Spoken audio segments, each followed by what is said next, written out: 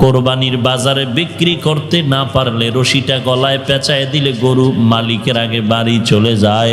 গরুটা চতুষ্পদ জন্তু, মালিক বেতন দেয় না, বরং মালিকের থেকে এত বেত্রাঘাত কষ্ট করে নিজের পেটের, নিজের শরীরের সমস্ত শক্তির তৈরি করা ভিটামিন, দুধ, বাচ্চা কেনা দিয়া সব মালিকের দিয়া দেয়। এই মালিকের জন্য এত পাগল গরু, এরপরও মালিক গরুটারে কিছুই দেয় না, বেতের বাড়ি। ওই মালিকের জন্য গরুটা এত পাগল, কোরবানির বাজারে বিক্রি করতে না পারলে রশিটা গলায় পেঁচায় দিলে গরু মালিকের আগে বাড়ি চলে যায়। যদি বিক্রিও করে ফেলে, নতুন মালিক রশি ধরে টানে বাড়ি যেতে চায় না, কারণ পুরান মালিকের সাথে একটা গভীর সম্পর্ক হয়ে গেল।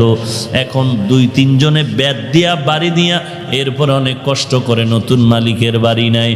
বাড়ি নেওয়ার পর লম্বা একটা রশি দিয়া গরুটারে বেঁধে ঘাসের মধ্যে যখন বেঁধে রাখে, গরুটা 1 সপ্তাহ পর্যন্ত ঘাসের মধ্যে মুখ লাগায় না। আন্দাজ করে পুরান মালিকের বাড়ি তাকায়া চোখের পানি ফেলে কাঁদতে থাকে।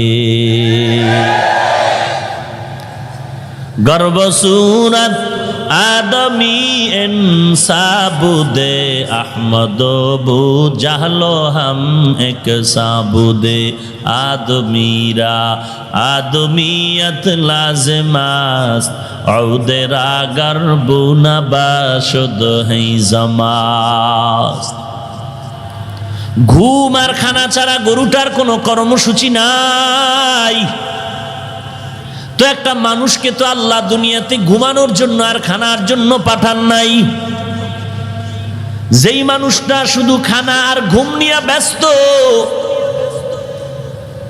আল্লাহ যে অন্য কোনো দায়িত্ব দিছেনি কোনো চিন্তাও করে না। আল্লাহ পাক বলেন, বান্দা তুই গরুর থেকে খারাপ, কারণ গরুটায় মালিকের বেতন পায় না, এরপরও মালিকের জন্য পাগল। আর আমি আল্লাহ মালিক তোরে খানা দেই, কত কিছু দিলাম, বাতাস আমার, পানি আমার, সূর্যের আলো আমার, চন্দ্রের আলো আমার দেওয়া নিয়ামত পাওয়ার পর একবারও তুই আলহামদুলিল্লাহ শব্দটাও বলে শুকর আদায় করো না। আমি আল্লাহ যদি এখন তোকে বলি তুই শুধু গরু না, তুই গরুর থেকে বড় খারাপ, এই কথা আমার অযৌক্তিক হবে না। কারণ তোকে আমি আল্লাহ তো সব মাখলুকতের মধ্যে সম্মানিত করেছি। এই সম্মানটা ধরে যদি রাখতে না পারো, তোর জন্য ঠিকানা হলো জাহান্নাম। ওয়ালাকাদ যারানা লিজাহান্নামা কাসীরাম মিনাল জিন্নি ওয়াল ইনসি লাহুম কুলুবুন লা ইয়াফকাহুনা বিহা ওয়া লাহুম আ'য়ুনুন লা ইউবসিরুনা বিহা ওয়া লাহুম আযানুন লা ইয়াসমাউনা বিহা উলাইকা কাল আনআমি বাল হুম আদাল উলাইকা হুমুল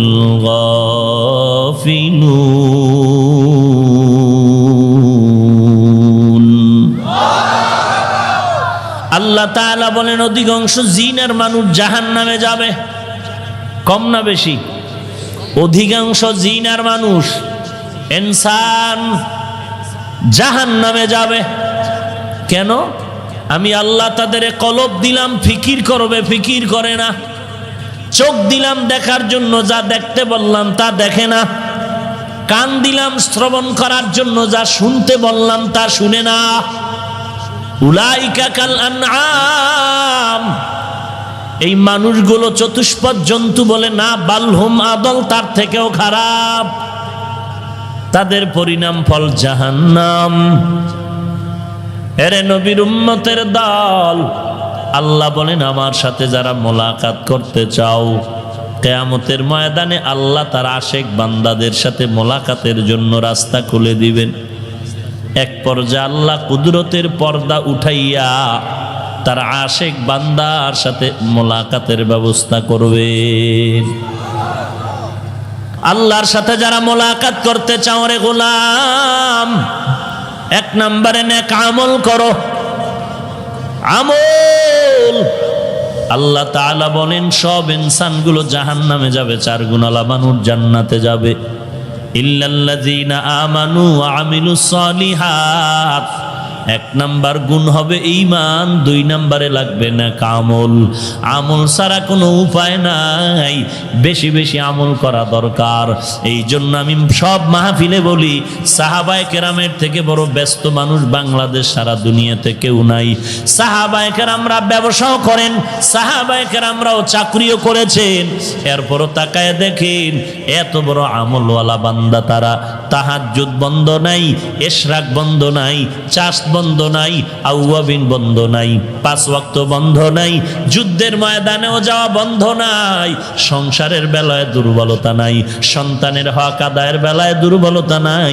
এত ব্যস্ততার মধ্যেও তারা সারা রাত আল্লাহর কাছে কান্না করে নামাজে কাটায় দেয়।